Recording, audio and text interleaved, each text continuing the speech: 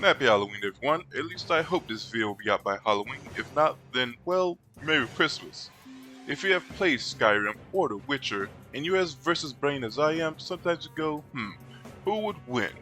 And I thought to myself this October, who would win between higher vampires from The Witcher or vampire lords from the Elder Scrolls?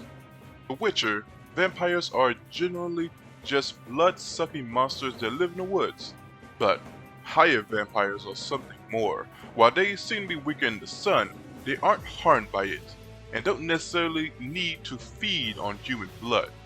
This is great news to the humans because there are very few that can actually take on the might of a higher vampire.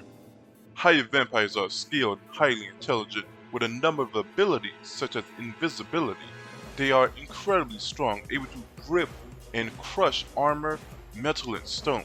They are incredibly fast, capable of quickly overtaking opponents even from a distance. Their speed becomes even more dangerous when you factor in their ability to turn into fog, reappearing sometimes right behind their enemy. Higher vampires are above lesser vampires who are capable of killing numerous skilled. Their regeneration makes them very hard to kill. They are capable of regenerating even from dust. They can even fight without issue, having missing limbs and mortal wounds. Vampires are a danger to even Witchers. Witchers are basically enhanced super soldiers, Geralt being among the strongest of them, if not the strongest, who has fought numerous other strong monsters, even a dragon. Witchers are fast enough to deflect even lightning. If somehow a higher vampire was to feel in danger, they can transform into a huge bat-like creature, greatly enhancing their already powerful state. Now, great vampire lords of Elder Scrolls. Honestly, even the common warrior in the Elder Scrolls universe is somewhat peak superhuman, and is even capable of using magic. So being enhanced with vampiric powers, you know they're going to be incredibly dangerous. There are many vampire strains and clans, all with their own advantages and strengths and powers, but above them all are vampire lords. To know, of course, how strong they are, we have to go into the strength of lesser and stronger vampires. There are groups in Elder Scrolls that focus on taking on and fighting monsters and vampires specifically. Still, the smartest hunters know that if you aren't careful, you will die. We see vampires move so fast and be so strong, they are capable of taking out a number of soldiers. Even exceptional warriors like Lyris Titanborn had to focus in order to strike them.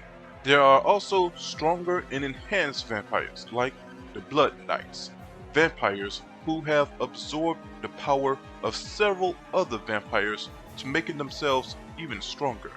But I would say it's not the physicality of what makes them so strong.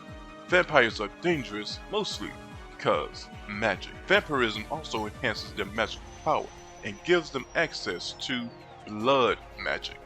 Blood magic grants them abilities such as life drink, reanimating the dead, telekinesis, and summoning monsters such as gargoyles and swarms of bats, as well as other abilities like enhancing the weapons, charming the enemies, turning into mist of course, mind control, and invisibility.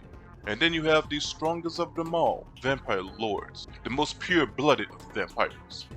While vampire lords, of course, are immensely powerful, more powerful than the common vampire, just how strong they are naturally is somewhat hard to measure, as sometimes they were powerful even before becoming vampires. What we do know is, of course, they are incredibly powerful physically and magically. But who will win if they were to get in a fight? It's possible that the Witcher's higher vampires might be faster if you don't believe Elder Scrolls characters can react to light. Lesser vampires in The Witcher being able to take on multiple guards shows just how deadly they are. But in the end, I have to give it to the great vampire lords, for a few reasons. While lesser vampires have not shown to kill in high number, they are still a great threat to monster hunters and vampire hunters, and can easily wipe out a number of them if they so chose, which is impressive considering even the average warrior in Skyrim should be about peak superhuman, as I said before. Much more so warriors in the Witcher universe. They are even capable of using magic. And speaking of magic, Elder Scrolls vampires have a huge advantage in terms of magical power.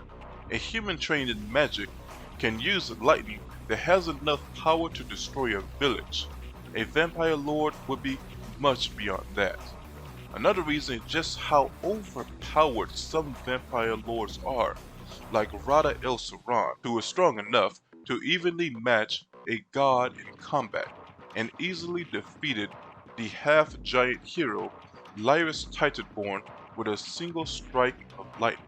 Lord Harkon was powerful enough to send away the last Dragonborn from the castle, and it took a powerful Daedric artifact to destroy his barrier. So, on the high end, either of those two characters would easily defeat any higher vampire in the Witcher universe, and likely any character in the Witcher universe period. Well, that's my thoughts anyway. Tell me if you would like a more dedicated video in the future on either of these, as this was done in a hurry. Anyways, tell me your thoughts in the comments, and please like, sub, and hit the bell. Later.